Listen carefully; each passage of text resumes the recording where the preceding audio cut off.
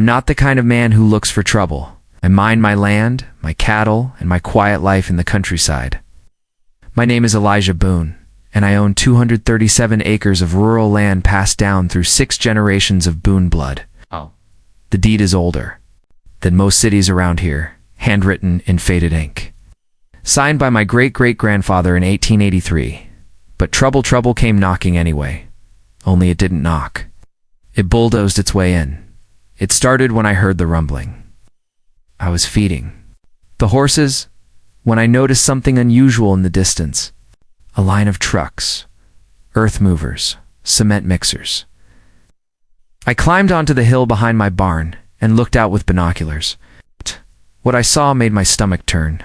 They were building homes. It's not 1 or 2, but rows upon rows of foundations being poured. Streets paved, streetlights going up, sidewalks.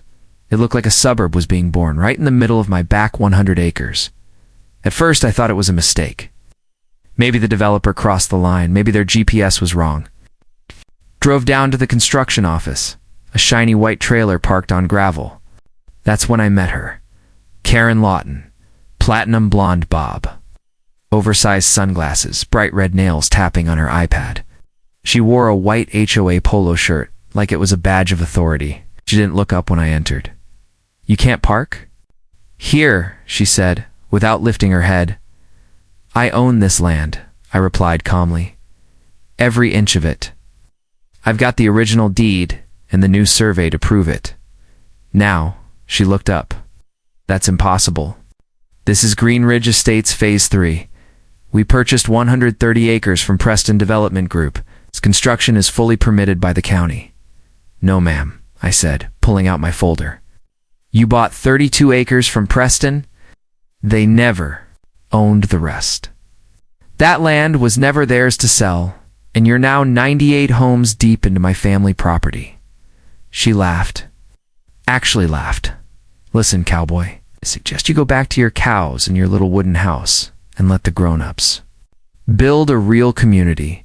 We've got permits. We've got buyers. We've already sold 73 homes off-plan. No one cares about your old survey lines."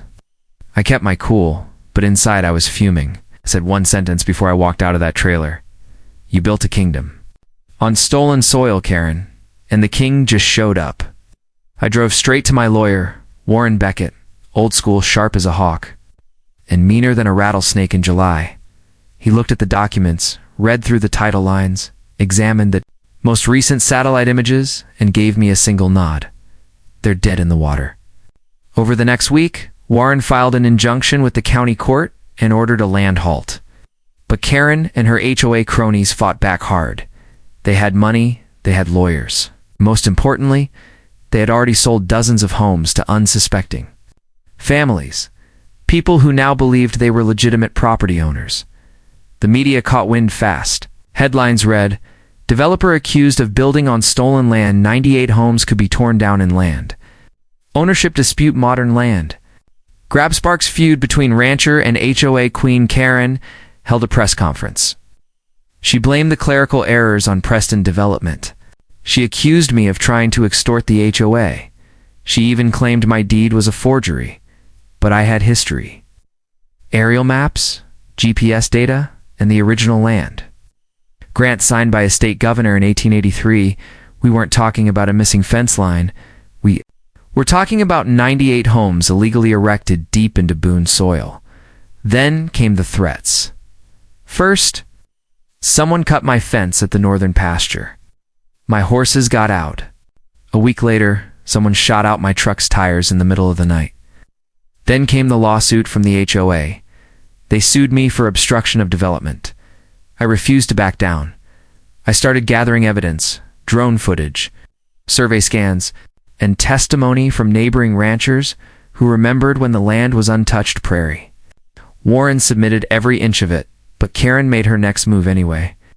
She invited the new homeowners to occupy the built houses, even the ones not fully finished. Her plan was to create a situation so messy the courts would be forced to side. With her evicting 98 families, many of them with children, would make the county look like monsters. She was playing the PR game like a pro, but I was playing the long game. Quietly, with Warren's help, I filed for a full title action suit. Under state law, citing adverse possession by fraud and breach of rightful ownership. And the judge granted us a hearing. 3 weeks later, we stood in the county courthouse, face to face. Karen was all pearls and privilege. I was in a clean flannel shirt and jeans. My land surveyor presented a 3D plot overlay proving beyond doubt the subdivision sat directly on Boone property. Karen's lawyer tried to twist everything, but the judge cut him off. I don't care how many granite countertops were installed. If these homes are built on land not legally owned by your client, every square foot is a legal trespass. Karen's face went pale. The judge gave her 30 days to present a counterclaim or reach a settlement. If not, every home would be subject to removal or renegotiation of the land with me in charge. That night, as I stood on the edge of the hill again, looking down at the rows of rooftops, I felt no joy, just justice on the horizon. Asterisk, her lawyers did, though, armed with glossy maps, a stack of buyer contracts, and a hailstorm of delay tactics. Their new strategy was simple: stall until enough families moved in, and claim eminent domain and appeal to public sympathy. But that plan hit a wall. The judge issued a cease and desist. No more homes could be occupied. No more keys handed out. Any construction beyond the original 32 legal acres would be treated as intentional trespassing. Karen had 30 days left on the clock. Tick, tick, tick. Now, most folks would have backed off with that kind of pressure. Not Karen. She doubled down. Started going on local talk shows, spinning wild stories about a greedy land baron trying to displace working families. She posted fake maps online, started a community petition, even claimed my great-great-grandfather likely stole the land from indigenous people. But the law doesn't care about theatrics, and I had the truth. The residents, though, they were in a panic. Some were genuinely good people. I got letters in my mailbox, not threats, but pleas. One family even asked if I could just sell them the land under their house at a discount to keep their dream alive. I didn't answer. Not yet. Karen, on the other hand, was throwing a block party. I'm not kidding. Judge's final ruling? She hosted a Green Ridge family BBQ on my land. Hired a band. Bouncy castle. Even gave out raffle prizes and talked about the bright future of our community. It was the biggest middle finger I'd ever seen. Warren said, let her dig her own grave. So I waited, and then the verdict came. The court ruled in my favor on all counts. Every square inch of land beyond the original 32 acres legally belonged to me. The 98 homes, built without my consent, the permits, invalid, the contracts, based on fraud. The court gave Karen and her HOA 45 days to remove or buy the land legally at my price, not theirs. If not, eviction proceedings would begin. She tried to appeal. Denied. Tried to file an emergency injunction. Denied again. That's when she finally reached out. Smug voice toned down, almost polite. She offered me $1.6 million to settle. Everything quietly. I told her my counteroffer, $9.8 million. $1 million per illegally built home plus interest. She choked on her words. That's extortion. No, ma'am, I said. That's ownership. Then came the media storm. Every channel picked up the story again. Headlines changed. Rancher wins David versus Goliath battle against HOA Empire 98 families in legal limbo after developer's land scam. Karen's kingdom crumbles in courtroom showdown. Some of the homeowners tried to sue me, but they were shut down fast. Their fight was with Karen, not me. Others begged me to sell them the land beneath their houses. A few packed up and left in the dead of night.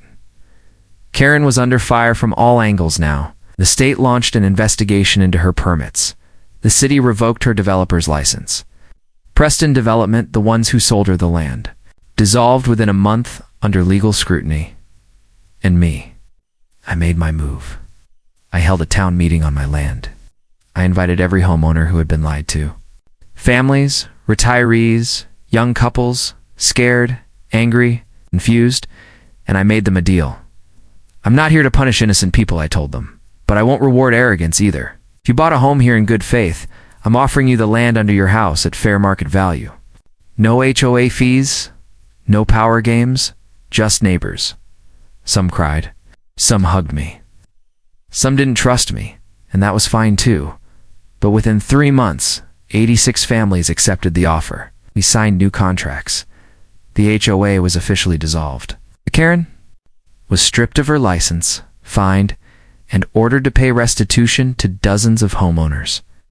She tried to run, but the lawsuits kept her stuck in the system. The remaining 12 homes, vacant.